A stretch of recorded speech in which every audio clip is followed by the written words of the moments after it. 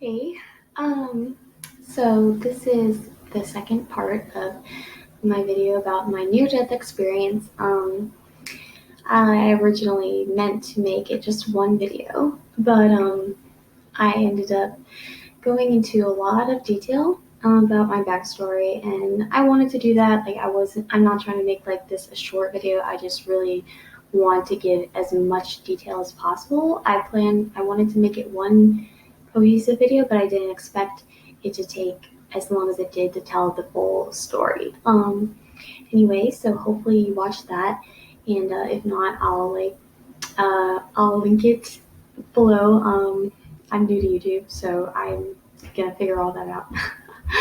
And this is just me sitting in my living room, recording on my computer webcam. So sorry if the quality isn't great or anything. This was a really spontaneous decision.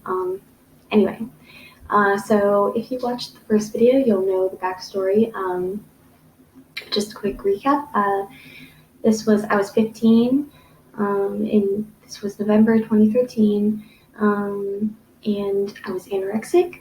Had been hospitalized twice and was facing hospitalization, the possibility of it a third time, and I did not want to do that. So, like I said, the first video explains the full backstory if you want to watch that, and this is the actual near-death experience that is I've been told sounds like a movie, and when I think about it, it does kind of sound like a movie to me. And it's kind of crazy. Sometimes I don't even believe this actually happened, but I think about it a lot.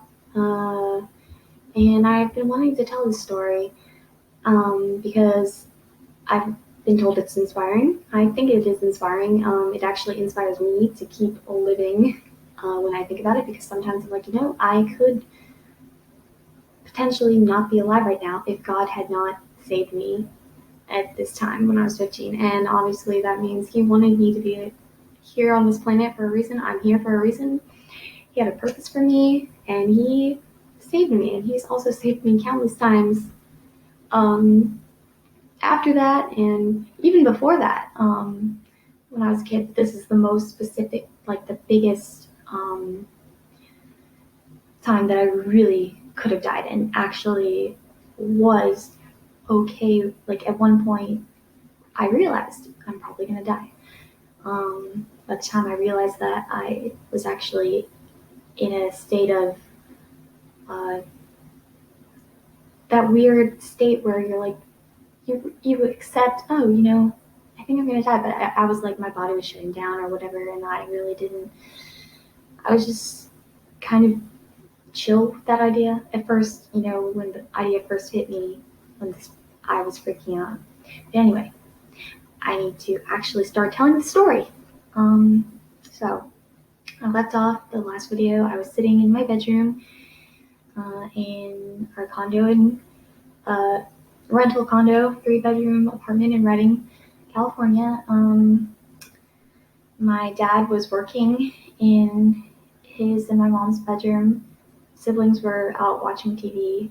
I was in there reading a cookbook, sitting in my favorite green chair, my favorite green blanket that my mom hated because I wore it all the time because I was always cold, carried it with me everywhere. I was always cold because of my anorexia. I loved it. She hated it. But it was kind of like my security blanket anyway. Reading a cookbook because that was something I loved to do as an anorexic. I loved food. I still love food. I still deal with anorexia. But I would not eat, but I would love looking at pictures of food and reading recipes and so on. Anyway, but I was just sitting there looking at this book, and I kind of had this thought in my head. I knew that I was facing the possibility of going back to the hospital. My parents had been like, you know what, we're just gonna not even try to force you to eat it at this point. We're just, if you don't eat and you lose weight again, you're going back to the hospital. And of course, I didn't want to eat. I didn't want to gain weight, but I didn't want to go back to the hospital. And I kind of had this idea, Now I kind of realize I think it was the enemy, Satan, planting this idea in my head, because where else would this thought come from, I don't even remember a cohesive thought, like a real thought. I didn't even know what I was going to do exactly. I just had this idea to get up and get out of the chair and walk outside. So the neighborhood we lived in, it was at the edge. It was called River Heights in Redding, California. It was on this place called the Bluffs, which is a cliff overlooking the Sacramento River. It's a really nice area, actually. There's a lot of apartment homes. The neighborhood we lived in had a lot of very fancy houses that I believe probably cost upwards of millions of dollars. And then on the other side were some condos and townhomes, which is where we lived. It was a rental, cheap place, but it was nice. So it was like a weird neighborhood with like half cheap condos and rentals and half millionaire houses. Anyway, so we'd go walking in this neighborhood a lot. At the edge of the neighborhood, there was this cliff, this little pretty scenic spot overlooking the Sacramento River. It's really pretty. We would go there a lot. I remember like that year actually, we moved there in May 2015. So on the 4th of July, we went there and sat and watched fireworks. A lot of other people who didn't live in that neighborhood would come and sit there. It was a pretty like just thing. People just go there. You know, there was no like safety railing or anything. It was just this big open space at the edge. It was just a cliff, like in a random vacant lot in this neighborhood, near, like kind of sandwiched between two, like a bunch of fancy houses. It was just like a vacant lot, I guess, that hadn't been, you know, purchased or whatever, and people just go and hang out. I went there multiple times with my family just to go and like look out at the river.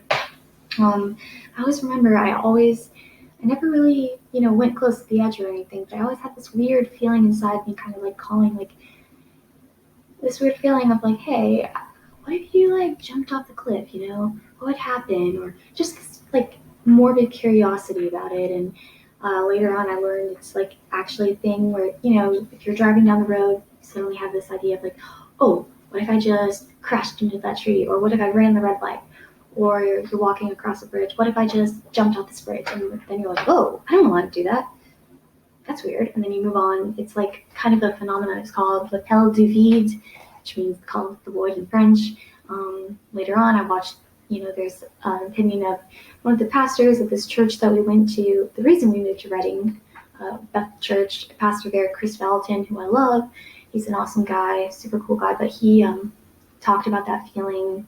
And like, this is something I watched later on as like, a 21-year-old, which I'm 21 now, and about this phenomenon and how it's, when you get that feeling, and it's a common feeling, it's really kind of actually the enemy, in his opinion anyway, which is what I think, the enemy planting a thought in your head.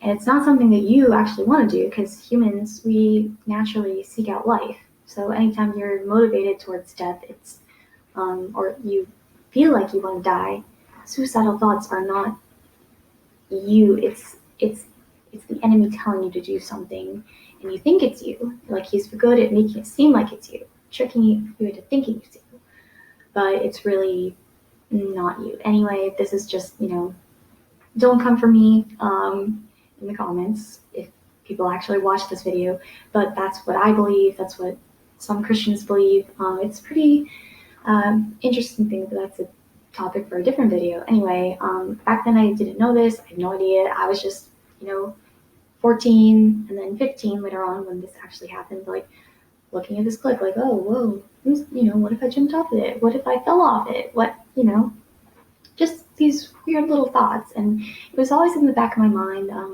Anyway, so this one day, my dad was on the phone working, siblings were watching TV. My mom was away. She was going to Bethel School of Supernatural Ministry, so she wasn't there.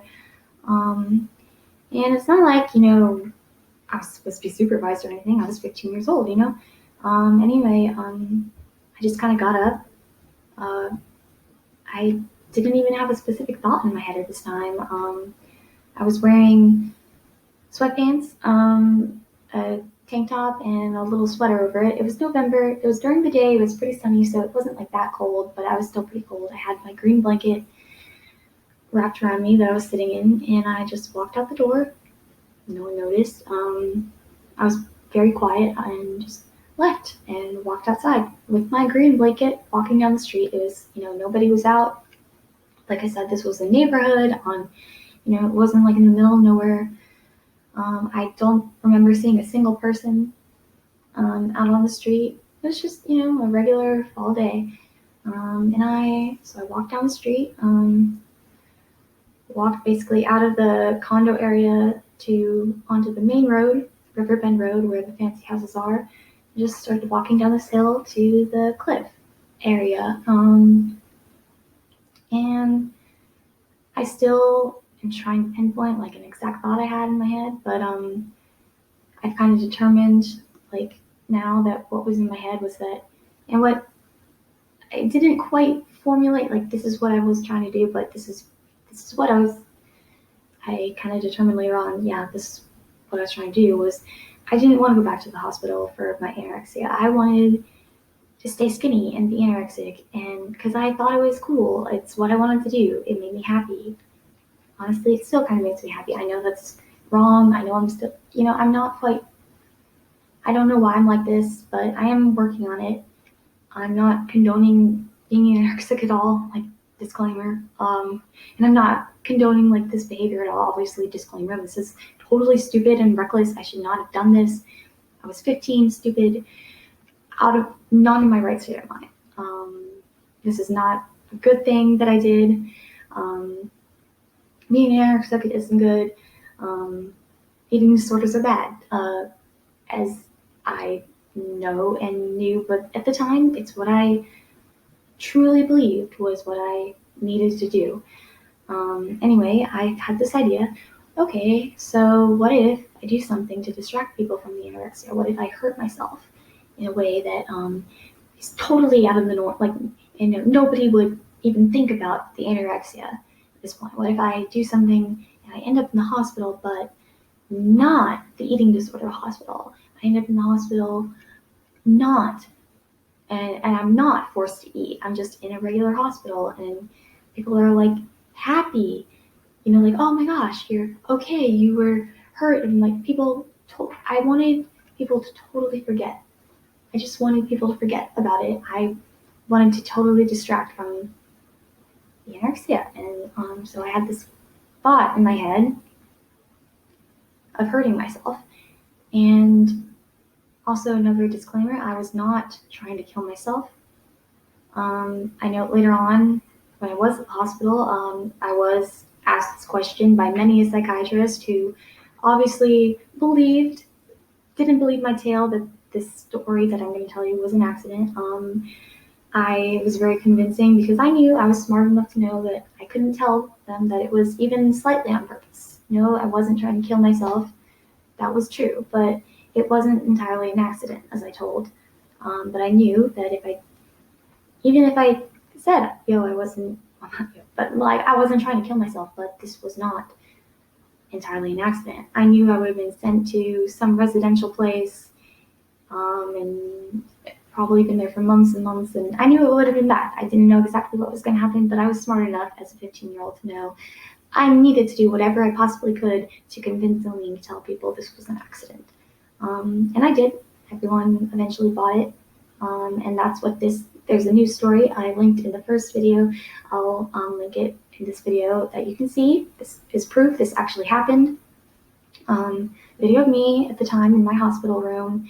Newspaper came and recorded. And then there's originally an article written by the local news team. I'm going to try and find that as well, but ABC did a short segment on it anyway. But it didn't really get much attention afterwards because that was like the only interview I was able to do because I ended up getting rushed off to the eating disorder hospital after this. But I think that was for a reason. I think God didn't want it to be like, known back then, but I feel like now is the time that I need to share the story. I've always known that I needed to because it's incredible. It was a miracle. I shouldn't really be alive right now. I'm And yeah, so here's the story. So, like I said, I walked down to this cliff with my blanket. I kind of stood at the edge looking out. It was very picturesque. You can see the Sacramento River, you could see the city of Redding in all its glory. Really, Redding isn't that big of a city, but it was still pretty. It was a pretty place to go at night. You could see the lights, you could see the Sundial Bridge, which is a pretty popular touristy destination in Redding. You could see the mountains, you could see Mount Shasta far away. It was really pretty. So I just kind of stood there for a while. The wind was blowing and just kind of stood there. And then eventually I sat down at the edge. Still at this time, I can't remember a clear thought that I had in my head. I just was like, you know what?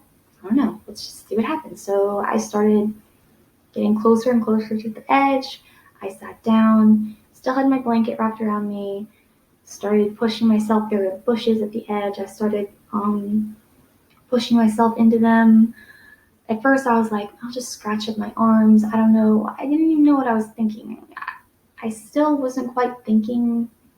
I don't think I really realized that I wanted to fall off the cliff. I really don't know what was in my head. Like, I am still trying to figure that out to this day. But all I knew is I wanted to distract people from the anorexia. The only way I knew how was get hurt in some way that is not anorexia related, and that was my plan. That was what I was going to do. So anyway, kind of kept sliding into the bushes. But at one point, I kind of was like, you know what, something didn't feel right. I was like, okay, you know what, I changed my mind. I quit. I don't want to do this. I'm going to try and get out. So at this point, I had slid maybe about 5 feet and down. I don't know. Kind of like into these bushes that were at the edge of the cliff. I started trying to kind of climb back up. It was very precarious, very loose. And basically I had gone a little bit too far, and I remember I grabbed onto this plant, dead, dry plant, because of course out in California it's really dry out there, and grabbed hold of it, trying to pull myself up, and all of a sudden plant broke loose from the rock. It was a loose rock, and basically I went with it and fell backwards over. Basically went somersaulting backwards down this cliff. It all happened in an instant. It was like one moment I was trying to climb up, and the next moment brakes. I was like, oh shit. I knew what was going to happen, and just went shooting down. Don't know exactly how steep the drop was or how big it was. It was a very sheer, rocky cliff. No, just sharp rocks at the bottom, no grass or anything like that. They said later on it was like 80 feet, I don't know, something like that. Anyway, I just tumbled backwards and landed flat on my back. I remember staring up at the sky for like a few seconds, being like completely shocked, dazed. This only lasted a few seconds. I don't remember feeling a lot of pain at this time, but I don't remember when I started bleeding, but I eventually did, and I just remember getting up and just screaming at the top of my lungs. I was like, this was when everything was like, oh my goodness, what did you do? Oh my goodness, what is happening? Is this real? I'm at the bottom of a cliff. I just fell off a cliff. I didn't really know curse words back then, but if it were me today, I'd be like, what the F? What the freaking frack snick snack? What the, oh my gosh. I just screamed at the top of my lungs. I remember screaming for my dad. I was like, Daddy, screaming for him. My first thoughts were, oh my gosh, what if I never see my family again? Just all of a sudden, it was just this intense rush of, adrenaline, fight or flight kicks in. I don't remember feeling a lot of pain. I just freaked out. I don't remember how long this was, but it was, I gathered myself pretty quickly, and I was like, okay, you know what? you got to get out of this. This is bad. This is really, really bad. But you know what? Maybe you can climb back up. You can get out. It's not that high. So I actually did. And keep in mind, at this time, I was very, very tiny. I'm obviously still skinny right now. I'm pretty sure I was definitely a lot smaller at this time. I mean, also, I was 14, I mean, no, 15, underdeveloped. I was very weak and brittle and frail, fragile. Um, but they say when you are in a crisis moment like that, you get this surge of energy, this surge of strength and you're able to do things you never would have thought that you would be able to do. So I was like, I'm going to climb up this cliff. So I started trying to climb back up the cliff. Obviously, my blanket had gotten lost. I don't know what happened to it. Later on, I remember my mom saying she saw the blanket off in the trees. I never saw it again. Um, Pretty sure my shoes fell off. I was just wearing these little ballet slippers over some socks. Never saw those shoes again. Anyway, but I started to climb back up, and this is a very steep cliff, not complete vertical, but very steep. The rocks are very loose, and it is very tall. I got a decent way up. I remember at the time being like, I can do all things through Christ who gives me strength, and talking myself up, just persevere, you can do this, you can do this. And I very impossible. I don't think anyone could have actually climbed up that cliff without a rope or something like that. Even then, the rocks were really loose.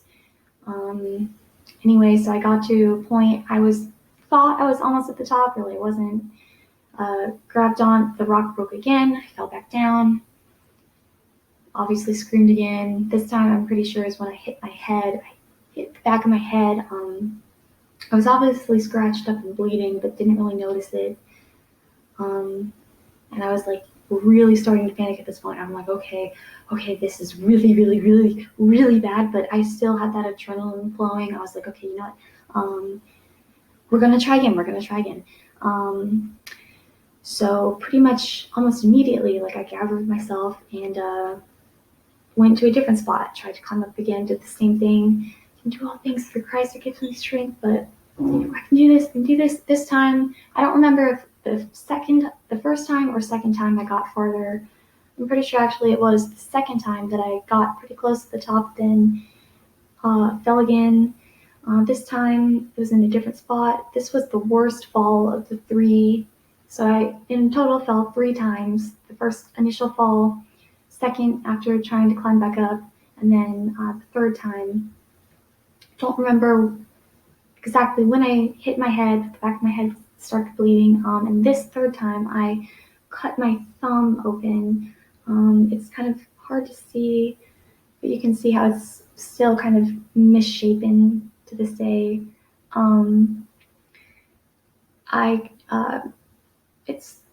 So it's a little weird. I mean, it mostly looks normal. You wouldn't really notice unless I point it out. But yeah. So I cut my thumb open. This is where I still wasn't really feeling pain, but when I think back on it, I was like, this is super gushy, gory, just bloody. This disgusting. It was disgusting. Anyway, I was freaking out, but somehow not too freaked out because it was my thumb basically practically being almost cut off was kind of the least of my worries at this point. But I still remember looking at it and being like, oh, this is disgusting. And yeah, it eventually ended up needing stitches. The stitches were very painful, but they were able to save my finger later on. So I still have it, obviously, but if it had been a little longer, I could have lost the thumb. Not that it would have been that big of it. That was pretty much my most significant injury, which is pretty surprising considering the fact that I was anorexic, was really frail, didn't break any bones. I did get a lot of other cuts and scrapes. But the really bad thing was my head was bleeding. Anytime I've gotten my hair done, stylists would be like, "Oh, there's a cut on the back of your head." I'm like, "Yeah, something happened." back when I was a kid. Don't really usually get into it. Anyway, by this time, starting to get darker and colder. I was kind of like, okay, you know what? I need to figure out what I'm going to do next. So the next thing I did, I had a sweater on. I was wearing a tank top that was pretty much like this. I was wearing a sweater over that. It had like holes in it. It was a pink, really cute sweater. It was one of my favorite sweaters. It was just kind of not like a very thick sweater at all, but so I was smart. I took it off, wrapped it around my head, because I was like, okay, I can try and stop this bleeding somewhat. I think that was probably, like, later on I was told, like, that was one of the biggest things that reasons I survived, was because I staunched the bleeding. I was like, you know what, okay, it's getting dark. I'm really obviously exhausted. I think I'm gonna try and lay down, get some rest, and maybe try and climb up again in the morning. At this point, I kind of resigned myself, I obviously had been screaming like crazy. The crazy thing was, there were houses literally, right on top of the cliff. No one saw me, no one heard me. I was so close, yet so far. It wasn't like I was stranded in the middle of the woods anywhere. I was really close to civilization. I could even see, like, across the river, there was this highway. You could see in the distance the Sundial Bridge. I was so close, yet so far. At this point, I still hadn't really given in to the thought of I'm gonna die. I was still in survival mode. I was like, okay, what am I gonna do now? It's kind of an amazing thing, like, when that happened, like, especially given the fact that I was only 15, that I knew to do all these things. I obviously credit that to God giving me wisdom. But anyway, so it was getting really cold. It got to like below 32 degrees, I think. This was California, this was the desert. So during the day, it's coldish in November, but at night it gets really cold. Obviously, I was wearing, like I said, a tank top like this and sweatpants. So I moved farther down away from the rocky part of the cliff, more towards the bank of the river, where there are trees and some grass. There was a lot of really tall, reedy, dry grasses. I kind of laid down, made myself a little nest out of that. Obviously, I was still really freezing cold. I can still remember, like, this is kind of the memory that I remember the most, is just laying down in the grass. Well, not the memory I remember the most, but I just remember laying down in the grass, freezing.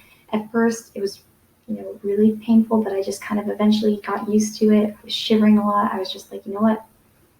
You just got to deal with it. And eventually got kind of numb. I still, to this day, have a really high tolerance for being cold. I really like to be cold.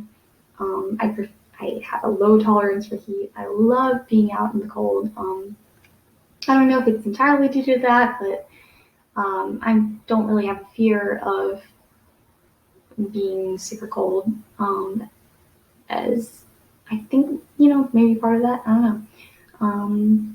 Anyway, I don't really remember if I fell asleep. I think I had in my head, I was like, you know what, I'm going to try and rest. In the morning, I'm going to try and climb back up again. I was determined, I don't remember what I did with my finger. I'm pretty sure I, like, tried to use the sleeve of my sweater to, like, kind of hold onto that. I wasn't really thinking about it at the time. That was pretty disgusting. It was seeping blood everywhere. Anyway, thankfully, it was winter, so there weren't really a lot of, animals out. There weren't like any. I never saw a wild animal or a snake or anything. Obviously, heard things. It was night. It was kind of.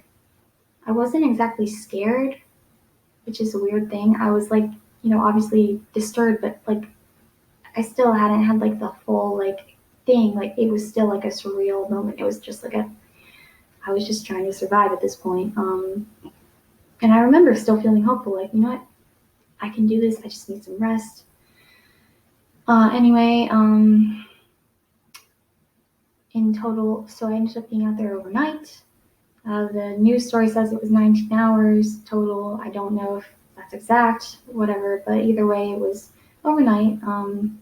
Yeah, so I was out, spent the whole night out there alone in the cold. My parents have told me a little bit about it. Obviously, like during this time, they discovered I was missing. They were freaking out, called the police, you know, looking for me. I don't even know. I can't even imagine how awful it must have been for my parents and for my younger siblings. Can't even imagine that. Would never, and I was thinking about them, but not a lot. I initially thought about them a lot and was freaking out. I was like, what if I never see mom and daddy again? What if I never see my siblings again? But I was still mostly focused on the survival. And I was praying a lot. I was trusting God. I was like, I don't know. I was encouraged at this point, but I remember like seeing the moonlight through the trees and just kind of feeling almost peaceful. I did sort of sleep. I don't know if I just passed out or what. I remember waking up really early morning, seeing the sunlight kind of filtering through the trees. I just remember feeling this feeling of complete and utter exhaustion. I just felt like I couldn't move. My body felt like it was made of lead. I was so tired. My brain was fuzzy. Obviously, I lost a lot of blood. Obviously, my core temperature later on at the hospital, they said it was down to like 68 or 67 degrees, something like that, at the time they found me. So I think also that was another reason why I survived, probably was because my core temperature slowed down, my bodily functions slowed down, and so my blood wasn't flowing as fast, so I didn't lose blood as fast. And your body kind of like, when it shuts down like that, it just goes into preservation mode. And even though I had like hardly any, almost no fat whatsoever to insulate me, I just was wearing sweatpants, tank top, and in these bushes, obviously, like I said, I really could have died. I obviously did everything I knew to do to survive, even without even knowing. It was just like this primal instinct that kicked in. It was like, wrap your sweater around your head, lay in these bushes, take a rest, do whatever. But I know it was obviously God intervening. He totally saved my life. There's no question about that. Um, anyway, but in the morning, back to the morning, I remember, I originally, like I said, planned on going and trying to climb back up. But when I woke up, I was like, I just had this realization. There's no way I am going to be able to climb back up. And I was so out of it at this point. I kind of was like, you know what? I wasn't concerned. It was just like this objective thought, like, oh, I think I'm kind of stuck here. I don't know if I'm gonna live. Maybe I think I might die. I don't know if anybody's gonna find me here. I don't think I can climb back up. I'm really tired. But I wasn't okay with it. I wasn't not okay. And this is like the silliest thing. I remember like my sister at the time, she was like 3 years old. She, mm, 3 or, yeah, she was 3. She watched this Disney Channel show. I think it was Doc McStuffins. So of course I heard this music a lot. Around the house, she would watch it. I always thought it was annoying, of course. My siblings would like, switch it. But I remember having the theme song to that in my head. Couldn't even tell you what it is now, but I just kind of remember having this song in my head. It was really weird. I was totally out of it. I was just in this like vague, just state of mind. And I remember feeling almost peaceful and thinking I don't think I actually died and, went to heaven. Like, that would have been really cool. I've heard of people who have died and actually seen, light, had experiences. I definitely don't think I didn't actually die, but I was very, very close. I remember, like, looking at the morning light filtering through the trees and just kind of closing my eyes. It was like things were like the world was starting to fade out. I had thoughts about my family, like, oh, I'm gonna miss them. I love them so much. I love you, Jesus. But I guess this is just what's gonna. Like I said, I wasn't okay with it. I wasn't not okay with it. I was just there. And then all of a sudden, I don't know how long this period of time was, but all of a sudden, I saw something. I saw on the river. Like, I was close enough that I could see the river. I saw a boat. And instantly, like, I like snapped out of that fugue state. I saw this boat. There were guys on there. There were fishermen on the boat. First, boat I'd seen. Obviously, and another thing, like the night before, I always forget this part, but I had actually tried, like before I went to sleep, after trying to climb up the cliff 2 times.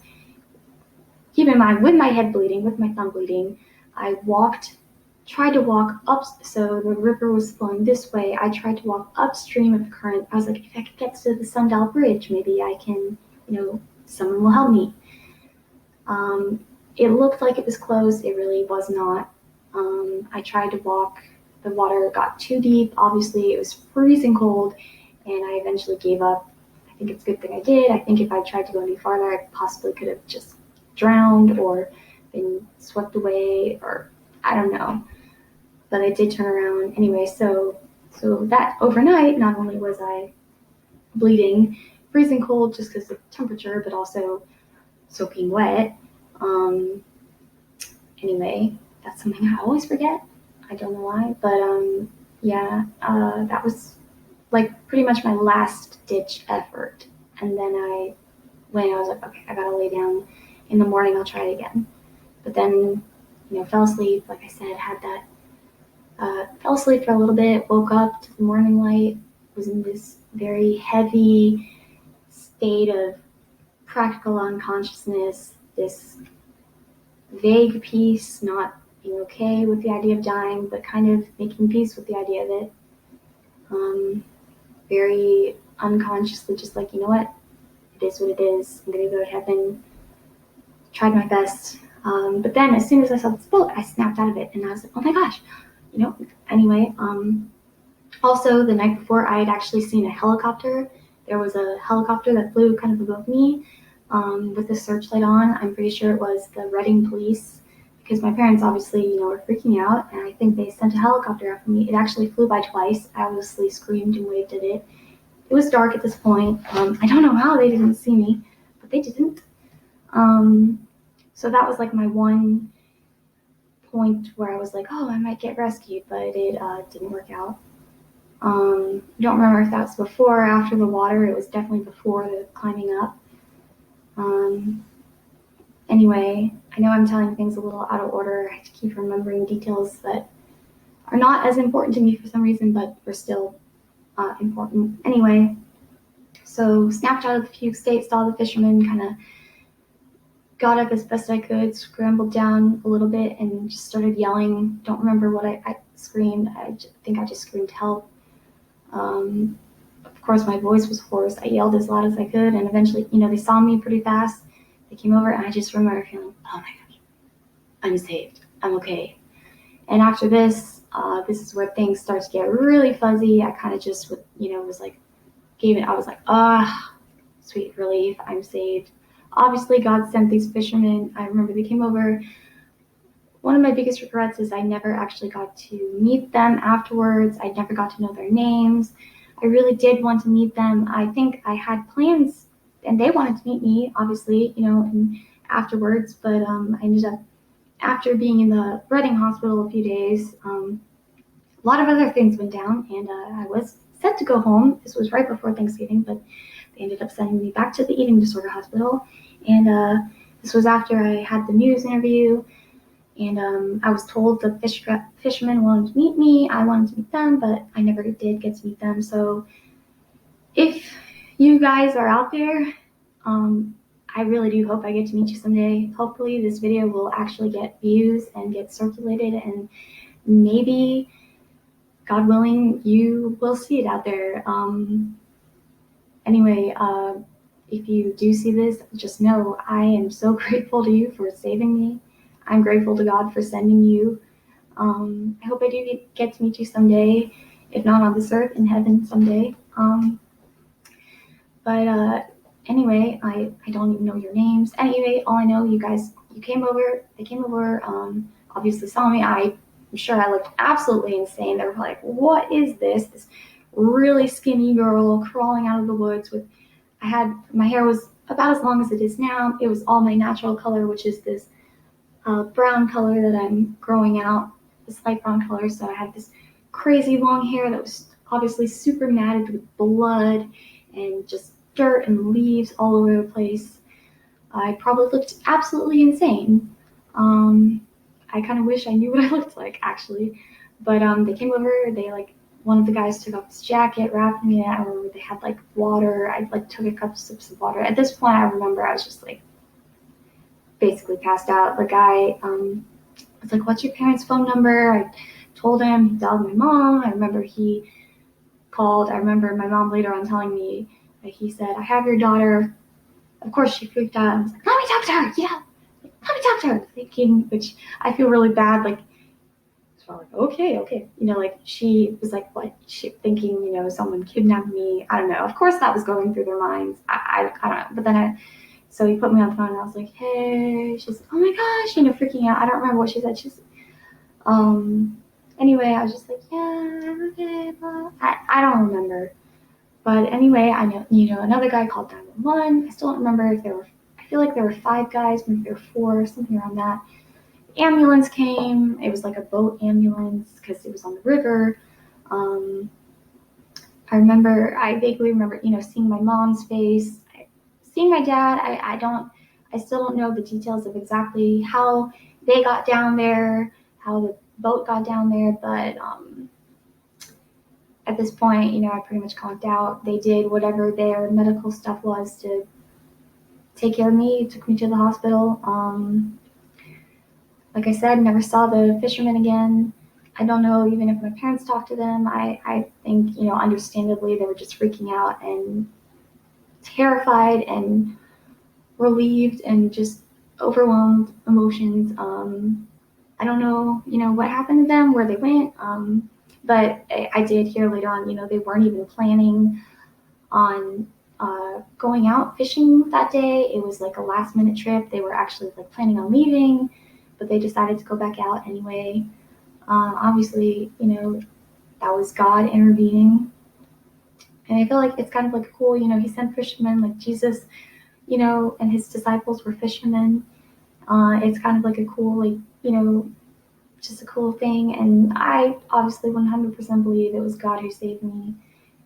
God, gave me the wisdom to wrap my head in the sweater, lay down in the bushes. And then he obviously sent the guys to find me. If they hadn't been there, I don't think anyone else would have found me. I very surely would have died if no one had found me. I was very close to death, I think. Anyway, the aftermath of all this is a whole nother story. I don't know if people are interested in that. That is honestly, this is the great part of it, the huge elation, I almost died, but I was saved, I was rescued. Of course, there's this brief period of extreme joy. Everyone was just relieved, it was super happy. It was this miracle. The news people came and interviewed me. It was the local KRCR TV Reading people. I remember being, I felt like I was pretty cool. I was like, "Oh, I'm going to be on TV." Gave this interview, which, like I said, it's linked. It'll be linked below. There's a news article. I'm going to try and find that too. That was written. But I know that they had wanted to do follow-up interviews, but like I said, I ended up getting sent to the anorexia hospital. So after that, my little plan didn't end up even working out. I nearly died only to get sent to the hospital again, and this time had to prove that I didn't do it on purpose, which, as I'm, saying now, full disclosure, it was not entirely an accident like the story says, because I knew that, I needed to flesh the truth a little. Later on, I told my parents the full story, hey, it was kind of on purpose. They obviously knew. They had a feeling, but I did tell them, I wasn't trying to kill myself. And so I don't, say I survived a suicide attempt. Later on, I did have depression and there's a whole big fallout that happened after this. But anyway, that is my story of near death and how God saved me. I hope you liked the video. Please share it.